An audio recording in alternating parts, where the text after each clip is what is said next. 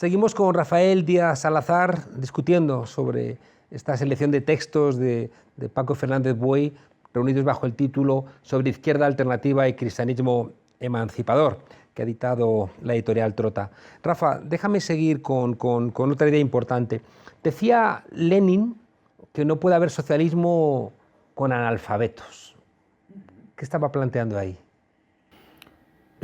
Estaba planteando algo que él se equivocó, o si quieres te digo porque se dio cuenta demasiado tarde de eso. Y que Gramsci, que a mí me interesa, yo me considero gramsciano y no leninista, aunque he leído a Lenin y considero que Lenin tiene cosas muy importantes incluso para ahora, ¿no? Pero si me permites, me voy de Lenin a Gramsci para responder a tu pregunta. Claro, porque, y también a Paulo Freire, ¿eh? En la pedagogía del oprimido dice, bueno, una persona que no sabe leer ni escribir es una persona que puede hacerse con ella desde el poder lo que se quiera. Hoy día, ¿cómo se puede traducir esto? Bueno, pues una persona que sabe leer y escribir y que incluso puede tener estudios hasta universitarios, si no tiene una cultura crítica que vaya más allá de una cultura profesional, los poderes pueden hacer con ellos lo que quieran. Claro, y alfabetizarse audiovisualmente también. Claro. Entonces, como bien sabes, Gramsci plantea el tema de los intelectuales y la organización de la cultura, ¿no? De una cultura popular, ¿no? Y en eso Paco Fernández Buey y Manuel Sacristán tuvieron una praxis muy interesante en uno de los suburbios de Barcelona. En aquella época de la dictadura franquista, en los barrios más olvidados y deprimidos de los cinturones de las grandes ciudades, hubo una presencia muy importante de parroquias obreras que fueron decisivas en la creación de lo que luego van a ser las asociaciones de vecinos y también las escuelas de cultura popular y de educación de adultos. Entonces, ellos participaron los dos como alfabetizadores críticos en una parroquia de Can Serra que entonces llamaba Jaume Botey, que con el tiempo fue presidente de Izquierda Unida y Alternativa en Cataluña e íntimo amigo de Fernández Buey. Entonces, desde la práctica de Fernández Buey y de Sacristán, pero también desde el pensamiento de Gramsci y la afirmación de Lenin, lo que hoy nos debería llevar es que necesitamos crear una cultura nacional popular antagonista a la cultura capitalista de masas, que ha ganado la hegemonía en Europa y en España. La ha ganado la hegemonía. Nosotros lo que tenemos que hacer es una contrahegemonía. ¿Qué es este programa? Leído con mis ojos gramscianos. Pues es un programa de contrahegemonía. Claro. ¿Qué eres tú? Un intelectual orgánico de la contrahegemonía.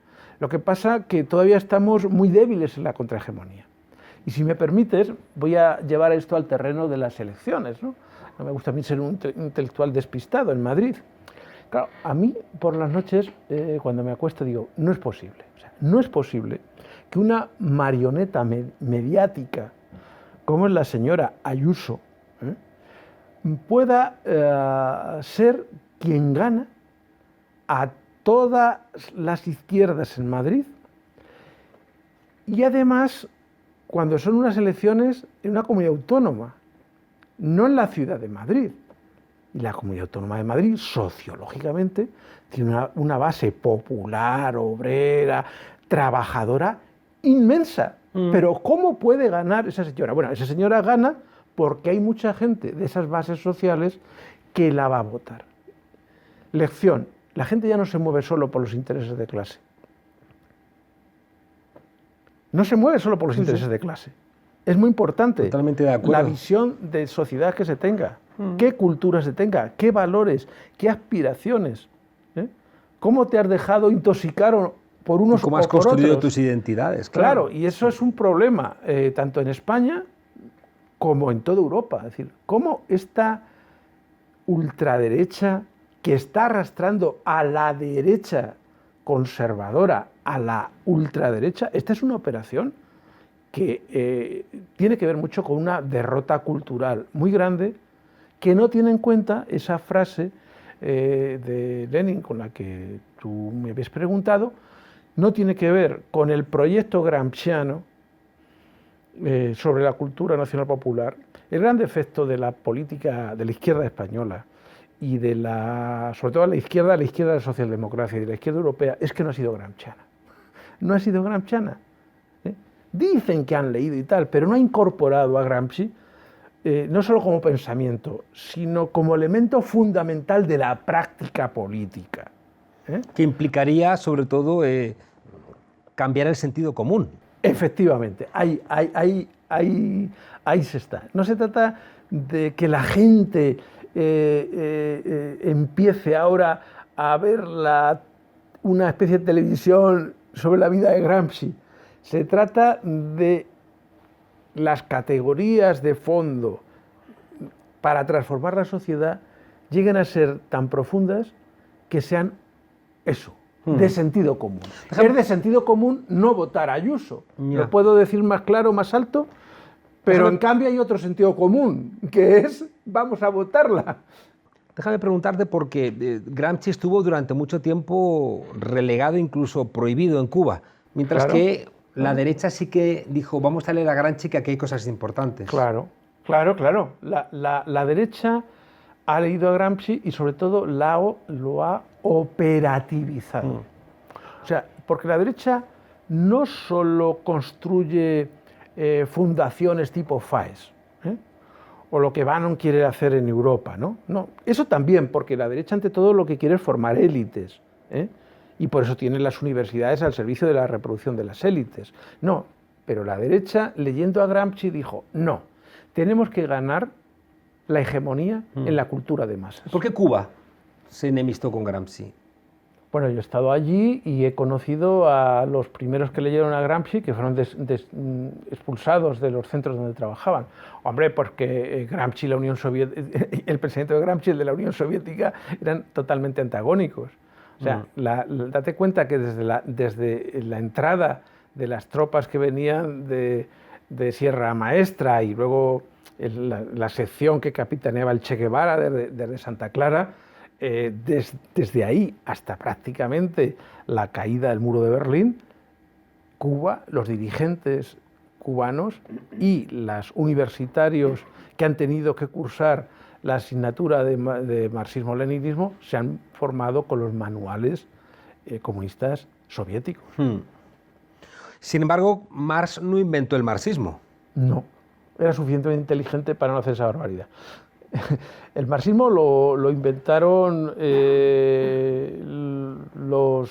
fundamentalmente el marxismo es un invento de socialdemócratas, entonces marxistas, pero sobre todo el marxismo es codificado en un sistema y convertido en una dogmática en la Unión Soviética cuando se pierde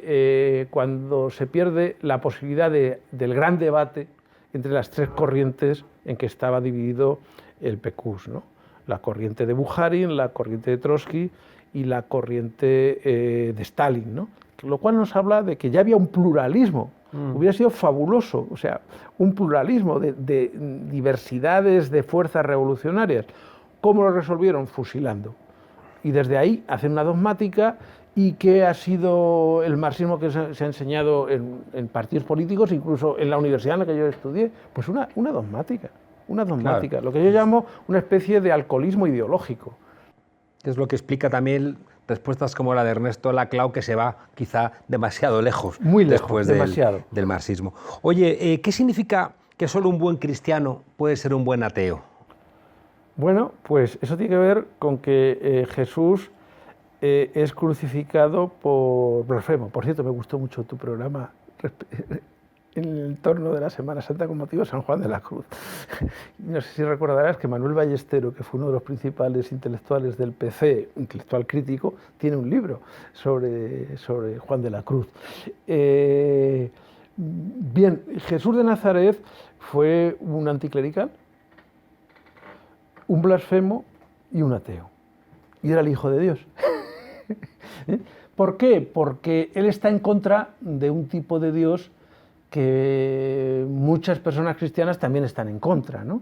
Entonces, desde ese Jesús transgresor con la religión instituida, de ese Jesús que se opone a las fuerzas políticas y religiosas de aquel entonces, de ese Jesús que que anuncia un Dios radicalmente revolucionario, los cristianos pueden decir el Dios en quien no creo y el Dios en quien creo. Y por eso Bloch, que era ateo, dijo, solo personas socializadas en un tipo de religión blasfema pueden ser ateos religiosos o religiosos que cultivan muy bien las relaciones con el ateísmo. Porque fíjate, Francisco Fernández Buey es un ateo que tiene excelentes relaciones con el cristianismo emancipador, pero muchos cristianos emancipadores beben también de fuentes ateas. Hay una cierta afinidad electiva entre ateísmo y cristianismo, porque Bloch dijo, solo un buen cristiano puede ser un buen ateo, pero dijo otra cosa, solo un buen ateo puede ser un buen cristiano. Porque desde esa negación del discurso, digamos, oficial religioso, puedes establecer la posibilidad de una alternativa. Claro.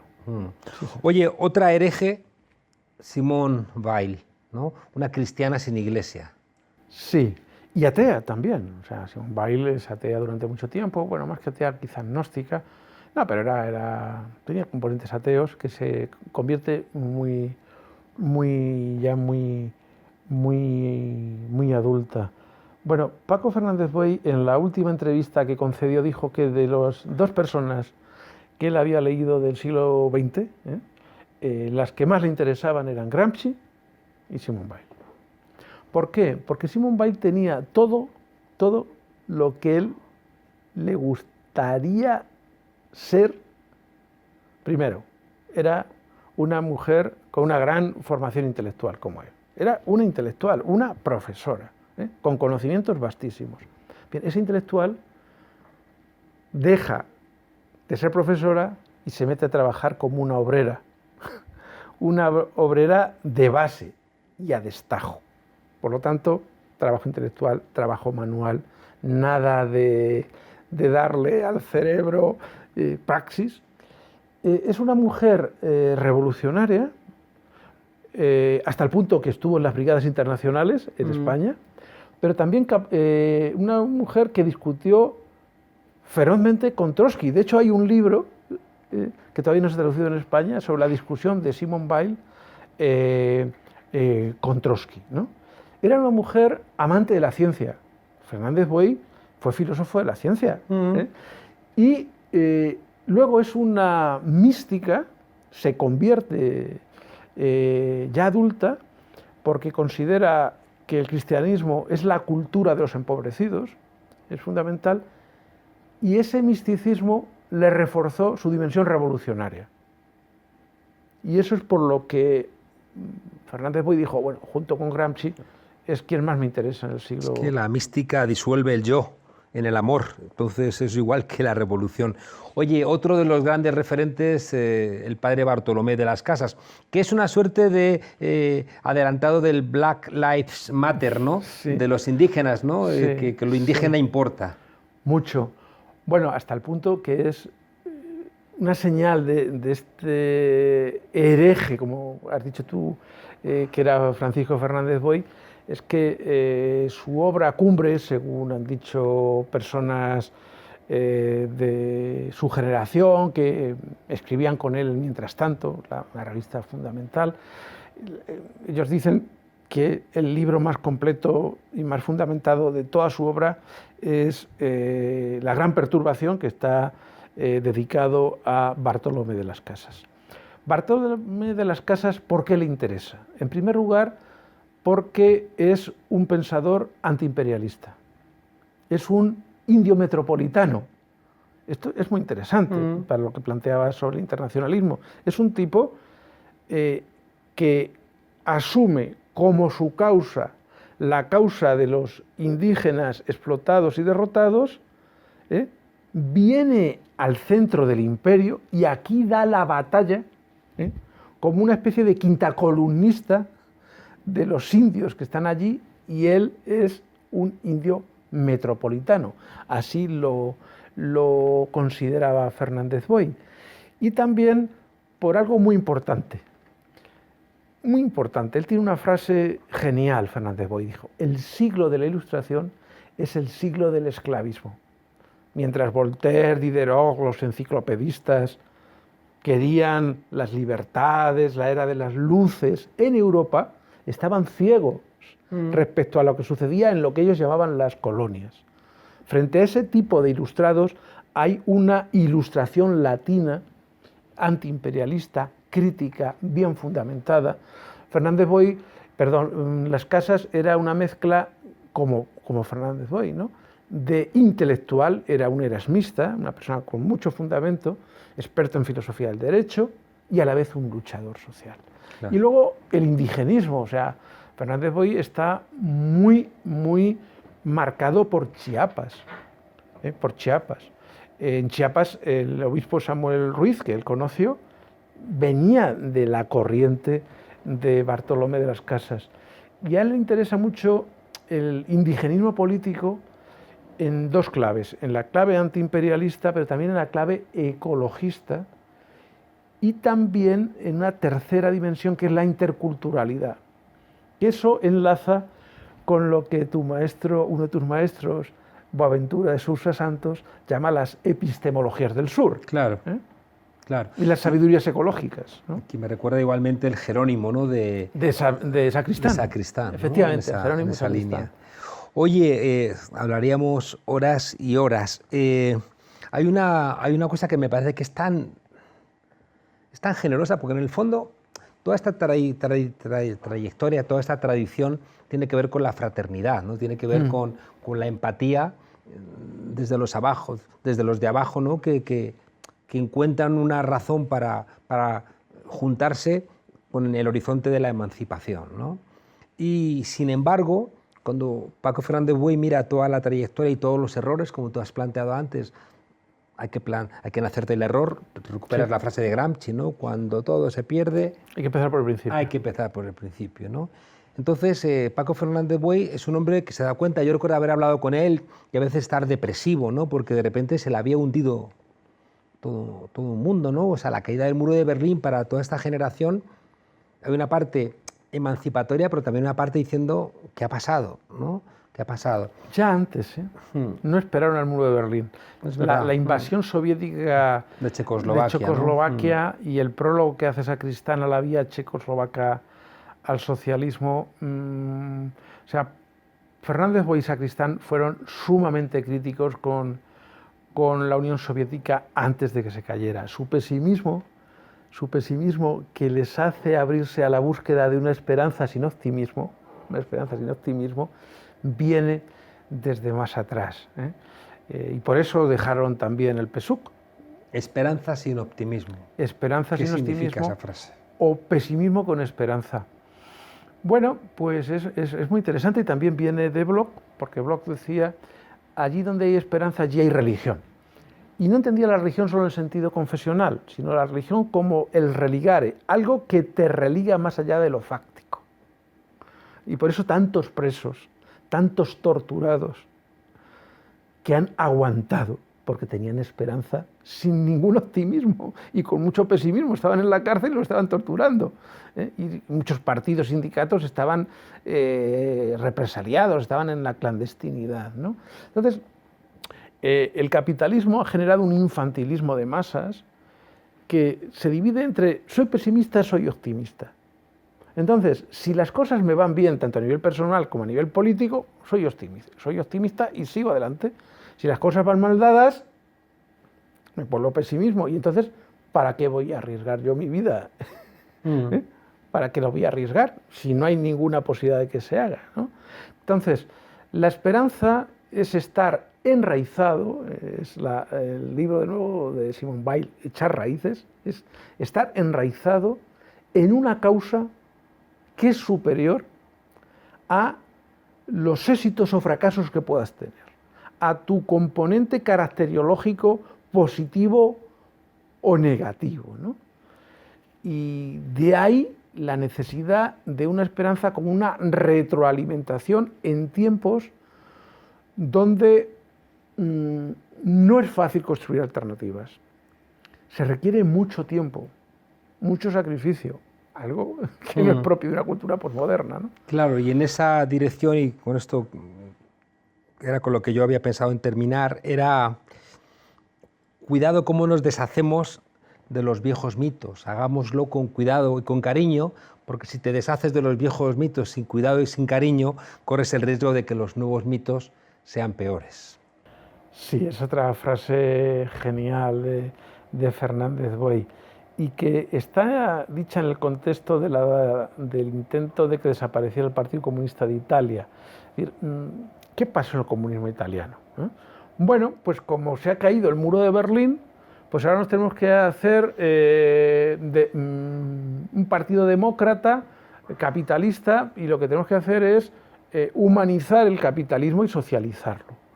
Y todo lo que ha habido, todas las tradiciones emancipatorias de la primera internacional, no valen de lo para mejor nada. de la segunda, de lo mejor de la tercera, que lo hubo de la cuarta, eso no vale para nada.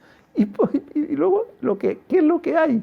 Pues una especie de descubrimiento ingenuo de que un capitalismo socializado pues es lo mejor que podemos tener, porque tiene libertad y tal, cuando, cuidado, y eso tiene que ver también con las elecciones, estos que defienden la libertad desde claves neoliberales, no, otros defendemos la libertad desde claves republicanistas. Libertad es la no dominación, Entonces, él lanza un aviso: no os dejéis fascinar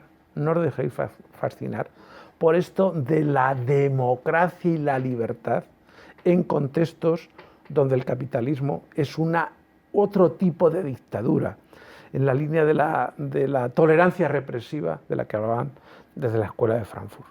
Tenemos que ir más allá de esto que ahora os fascina, de esta nueva mitología.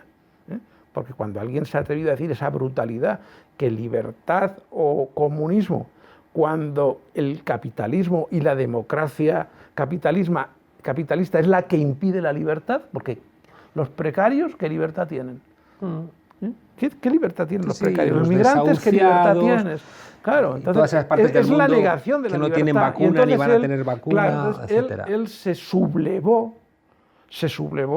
contra esta nueva mitología y este intento de volver al redil de un socialismo liberal que ni siquiera es socialdemócrata.